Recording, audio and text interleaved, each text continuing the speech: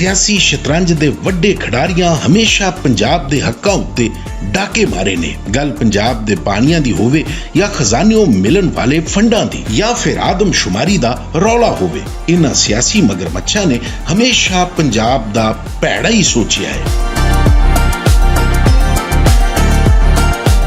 अज भी पंजाब दी आबादी नूं घट गिण के इहदियां सीटां घटाईयां जा रहीआं ने, पर पंजाब दी लुकाई राहीं चुने गए हुक्मरान इस ज़्यादती उत्ते दड़ वट्टी खलोते ने। जबकि कराची वालियां इस आदमशुमारी नूं रद्द करके ना सिर्फ अपनी आबादी वध लिखवाई बल्कि होर मंगां भी मनवा लईआं।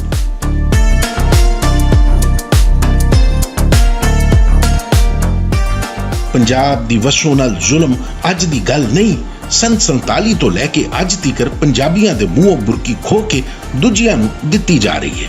हुकूमत पीपल पार्टी दी होवे या नून लीग दी या फिर तब्दीली सरकार ने तख्त संभालिया होवे, सब ने पंजाबियां दा लहू पीता।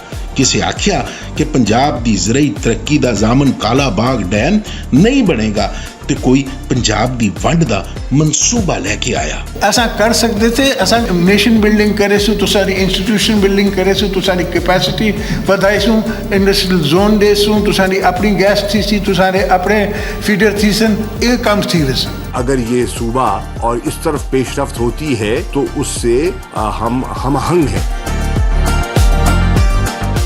पंजाब दे वसाइल वेच के अपनी सियासत दा झंडा उच्चा करन वाले इन्हां बदबख्तां कोलों अज भी पंजाब ते पंजाबियां नूं कोई उम्मीद नहीं। हर पंजाबी नूं चाहीदा है कि इन्हां सियासतदानां नूं बावर कराए कि हुण बहुत हो गई, साथों साडे हक खोवोगे ते फिर साडे वल्लों चिट्टा जवाब जे।